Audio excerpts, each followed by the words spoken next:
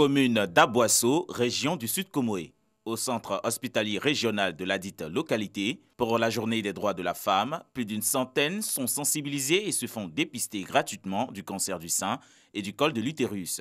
Une activité qui donne le coup d'envoi de la deuxième édition de la campagne Médecins sans cancer. Quand elle arrive, d'abord en premier temps, on commence à l'enregistrement. On fait d'abord une sensibilisation. Après l'enregistrement, elles vont dans la salle où nous avons 3 box de dépistage. C'est gratuit. À l'Institut national des agents de santé, INFAS d'Aboisseau, s'est tenue la cérémonie de lancement de la campagne, initiée par Ecomédia et présidée par le ministre de la Santé et de l'Hygiène publique, Eugène Akaouélé. Pour les initiateurs et partenaires, la sensibilisation est une solution pour l'éradication du cancer du sein en Côte d'Ivoire. Cette campagne vient répondre à une problématique, celle du manque d'information contre la maladie. Nous nous sommes rendus compte qu'une femme sur 2 venait consulter à un stade tardif.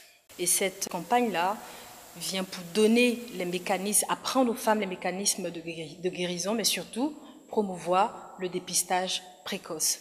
Cette année, nous avons 4 localités que nous allons sillonner, notamment Aboisseau, où nous sommes, Atekoubé, ensuite Bongouanou et Koumassi, qui va marquer la dernière étape. En Côte d'Ivoire, l'on enregistre plus de 20 nouveaux cas par an sur 100 000 femmes, selon le Programme national de lutte contre le cancer, PNLCA. La deuxième édition de la campagne de sensibilisation et de dépistage gratuit Médecins sans cancer prendra fin le 22 août 2020.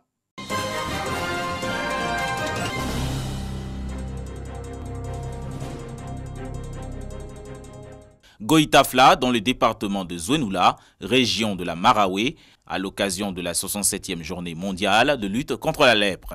Les lépreux des différents villages sont venus nombreux à cette cérémonie.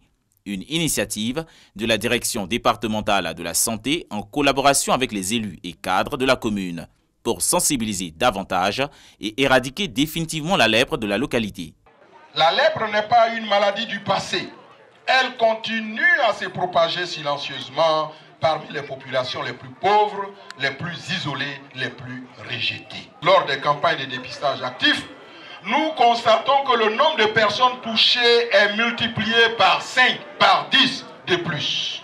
Dans nos zones d'intervention, un malade de la lèpre sur 10 est un enfant. Cette célébration a été meublée par des prières, des danses et des dons de matériel de salubrité au centre de santé communautaire de Goïtafla, des vivres et non-vivres, et numéraires à chacun des malades. Une marque d'attention et d'affection qui réjouit les autorités municipales et administratives. Notre attitude doit être empreinte de solidarité et de compassion. Il nous incombe de leur témoigner de l'amour et non de les stigmatiser. La lèpre, bien qu'effrayante, n'est pas une fatalité. Elle est une maladie qui, diagnostiquée précocement, est curable et dont les effets sont parfaitement réversibles. À vous, parents malades de la lèpre, sachez que vous n'êtes pas seuls dans le combat quotidien contre cette maladie. Le conseil municipal se tiendra toujours à vos côtés pour vous apporter les soutiens dont vous avez besoin. Goïtafla compte 8 malades sur 15 enregistrés dans le département de Zouenoula, soit plus de 50% des cas. La lèpre se guérit selon la forme sur une période de 6 à 12 mois en Côte d'Ivoire.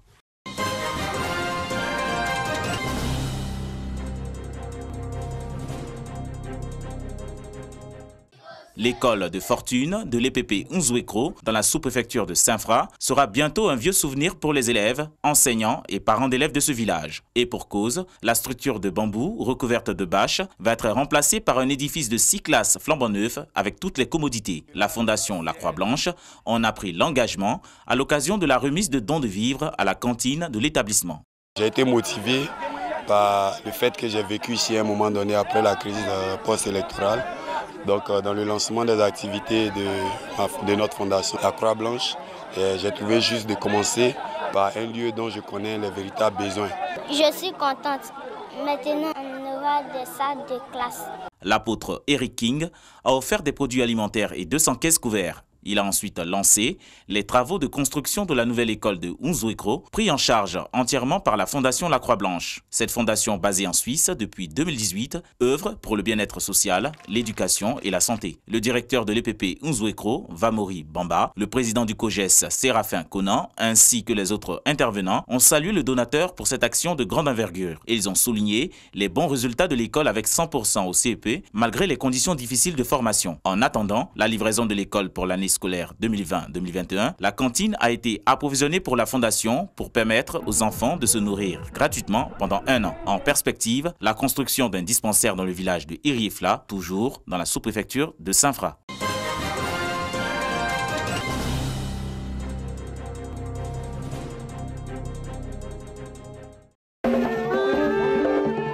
Djibrousso, situé dans la région du Ourodougou, a connu une animation digne des grands jours.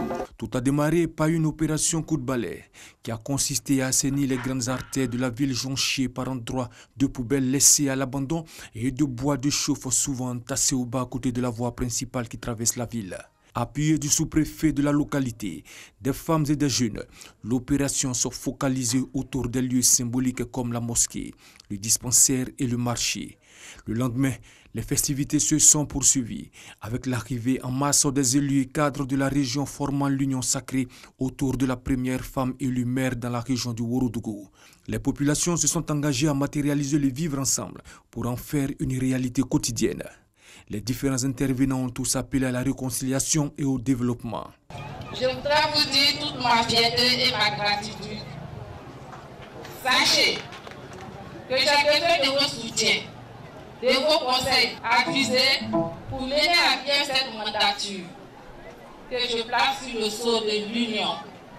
La manifestation placée sous l'égide de la réconciliation et de la cohésion sociale a bénéficié du double parrainage de la présidente du Conseil national des droits de l'homme de Côte d'Ivoire, Namisata Sangare, et du président de l'Assemblée nationale, Amadou Soumaoro, sous l'autorité du Premier ministre Amadou Gon Coulibaly.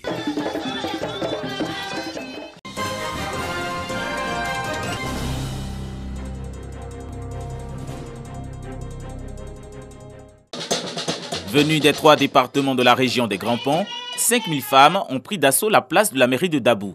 Un déferlement pour le lancement des activités de la Fédération des associations féminines de développement des Grands Ponts, FAFDEV, une activité financée par la Caisse nationale de prévoyance sociale, CNPS.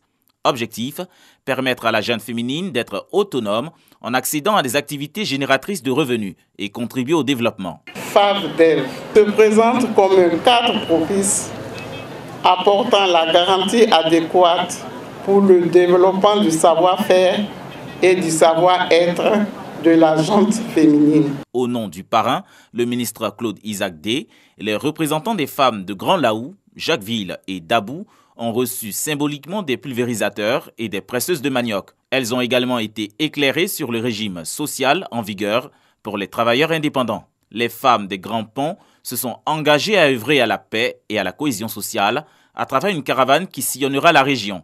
Cette fédération compte plus de 171 associations de femmes.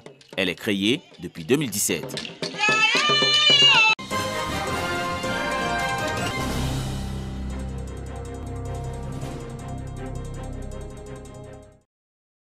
L'Association des femmes commerçantes de Bouaké a célébré la Journée internationale des droits de la femme à l'instar de leurs sœurs du monde entier. Occasion pour le maire Djibo Nicolas de rendre hommage à ces femmes en tant que piliers de la famille. Les femmes commerçantes de Bouaké souhaitent que les autorités se penchent sur leurs difficultés de recasement pour la bonne marche de leur activité commerciale. C'est dans l'union et la fraternité que les femmes de Bourbo ont célébré le 8 mars, marquant la Journée internationale des droits de la femme. La promotion de la femme est un atout pour la paix durable en Côte d'Ivoire. Thème national 2020 de cette journée. Espace de retrouvailles et de convivialité pour des messages de paix, d'unité et de cohésion sociale, mais aussi une reconnaissance des femmes de Bourbo à l'endroit du président de la République Alassane Ouattara et du gouvernement pour les efforts consentis pour l'autonomisation de la femme. Une journée internationale dédiée à la femme, mise à profit pour parler de la lutte contre le travail des enfants dans la cacaoculture. Dans le département de Bangolo, les productrices de café et de cacao ne veulent plus d'exploitation abusive des enfants dans les champs. En plus de la lutte contre le travail des enfants, les femmes de Bangolo appellent à un changement d'attitude face au phénomène de déforestation, un facteur du changement climatique. Ces femmes sont réunies en coopérative de 1500 membres, créée en 2015.